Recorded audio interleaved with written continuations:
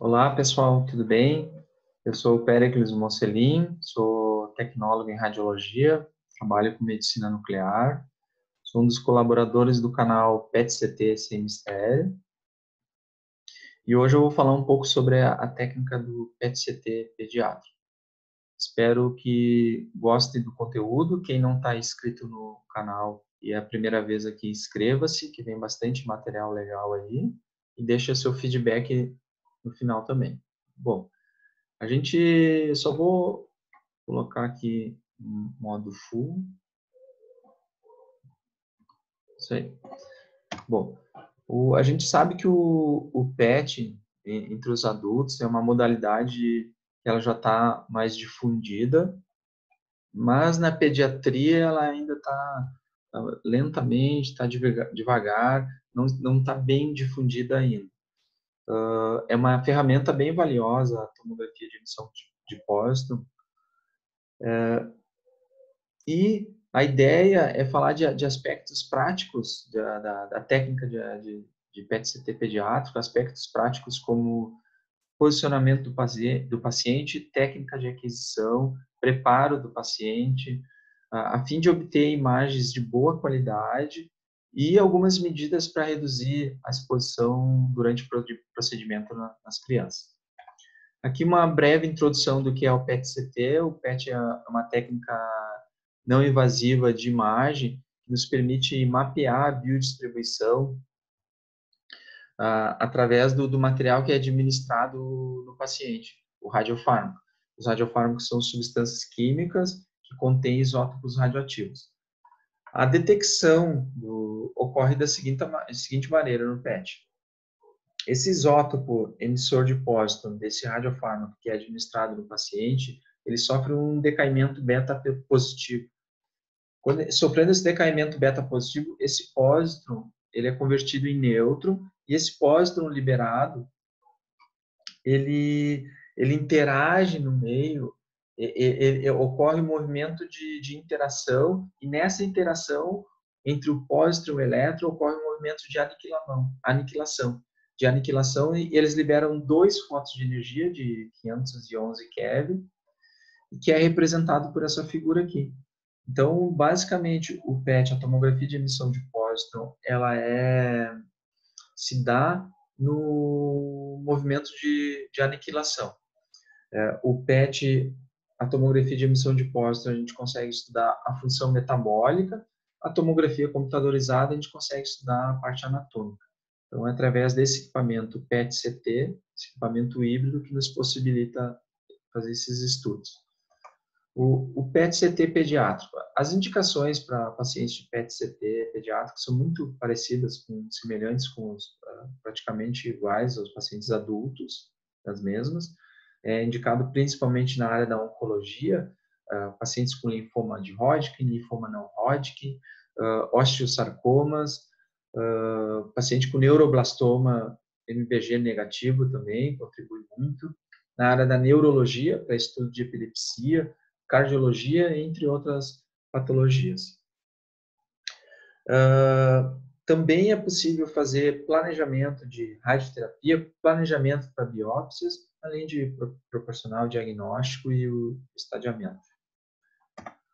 Bom, o preparo. O preparo é uma etapa importantíssima, é muito importante a gente fazer um preparo de qualidade para nos propiciar um exame de qualidade e um diagnóstico bom também.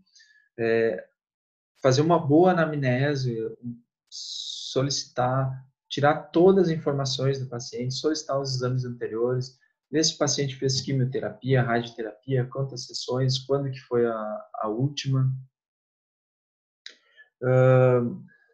Além de fazer uma boa anamnese também, solicitar para fazer a dieta pobre de carboidrato. O paciente deve fazer uma dieta pobre de carboidrato, evitar de fazer exercícios físicos. Se o paciente for fazer o exame sem sedação, o paciente hidratado contribui bastante também. Verificar os níveis de glicose. O jejum é importantíssimo, jejum de 6 horas, de 4 a 6 horas. E após a gente verificar esses parâmetros, se eles estão todos em dia, ok, a gente administra a dose, o paciente faz um repouso, em torno de 60 minutos, numa sala tranquila, com pouca luminosidade, num paciente bem aquecido. E aqui coloquei essa figura aqui para facilitar um pouco o esquema do preparo. O paciente faz uma dieta de carboidrato de 24 horas, evita os exercícios físicos, o jejum de 6 horas, o ideal é que seja 6 horas, mas é possível fazer um jejum de 4 horas, principalmente com crianças. É difícil de manter uma criança em jejum por 6 horas.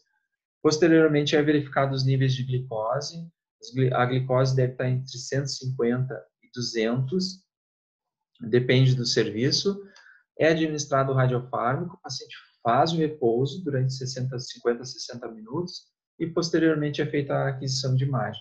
É feita a aquisição em torno de 15 a 20 minutos, depende do equipamento também, do protocolo que está sendo utilizado.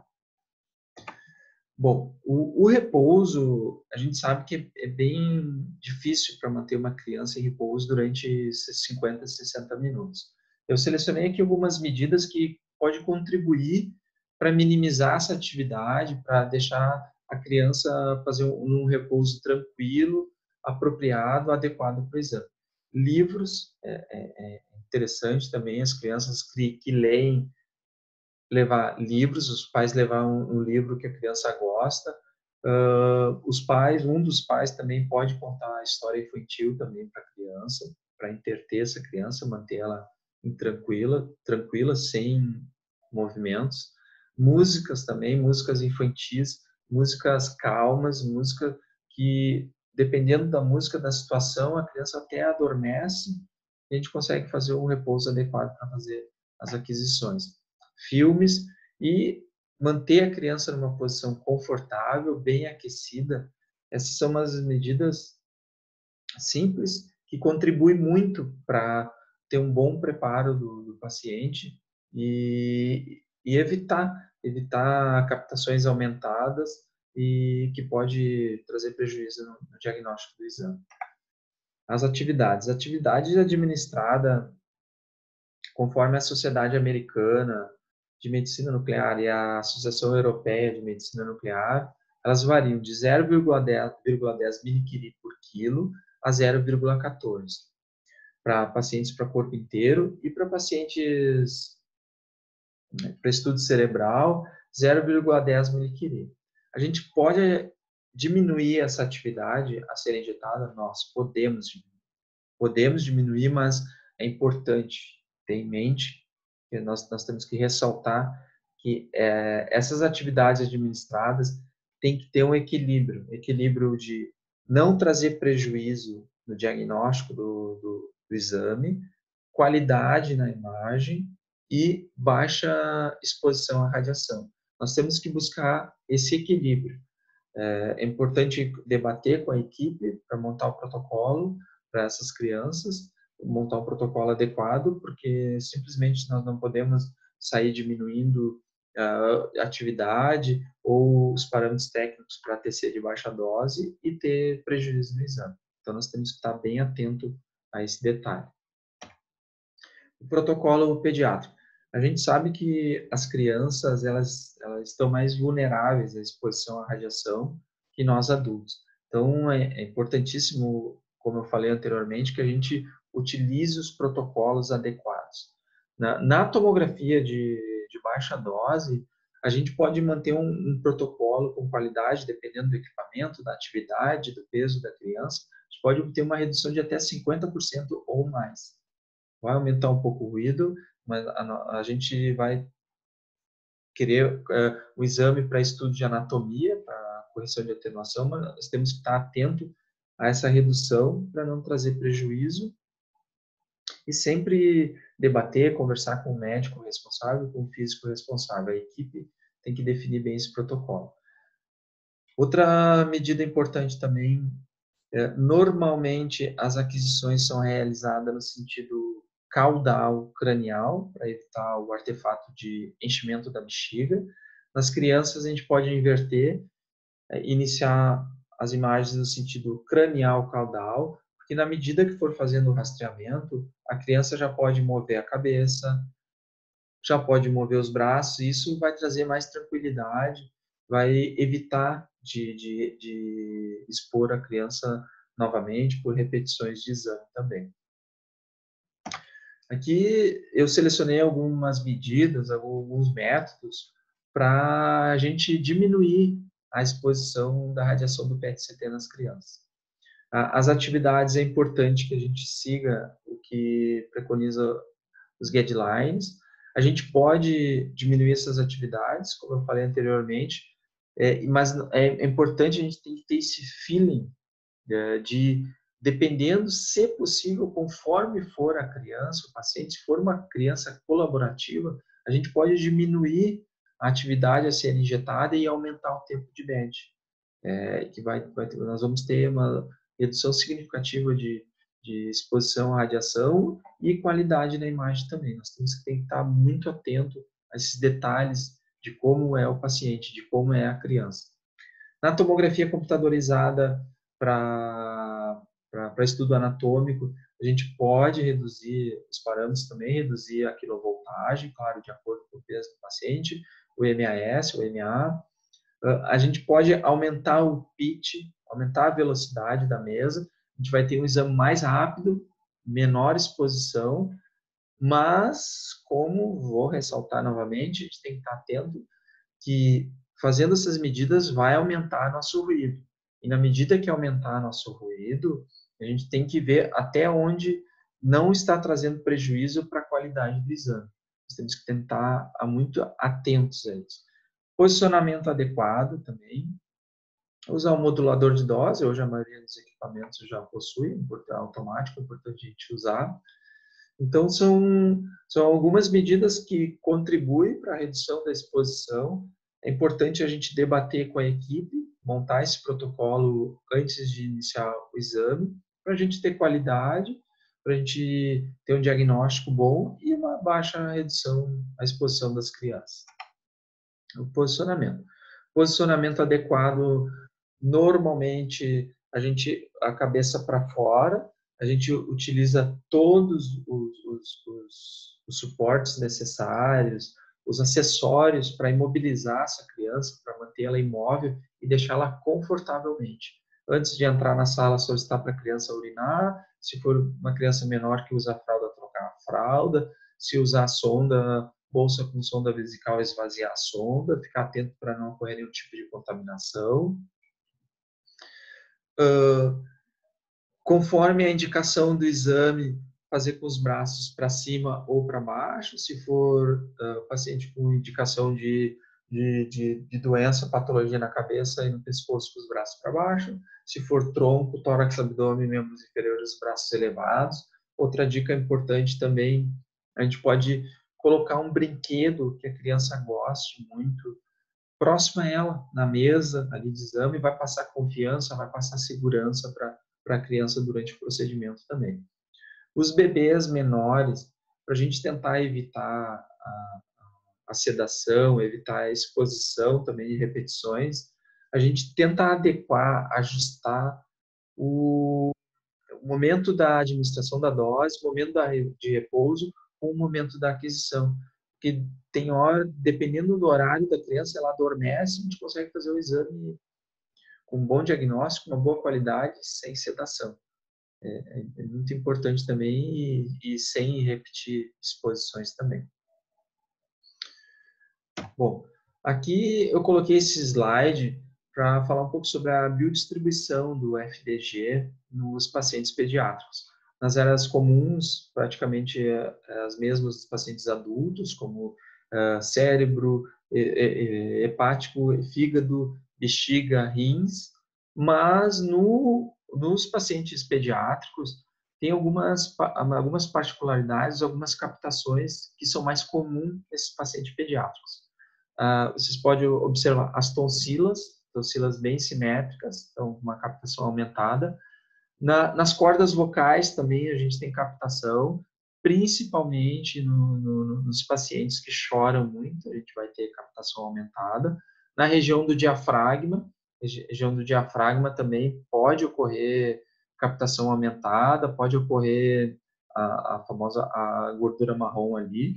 No timo, né, bem no centro, no meio do tórax, a gente vai ter um timo invertido em forma de V, é comum nos pacientes pediátricos.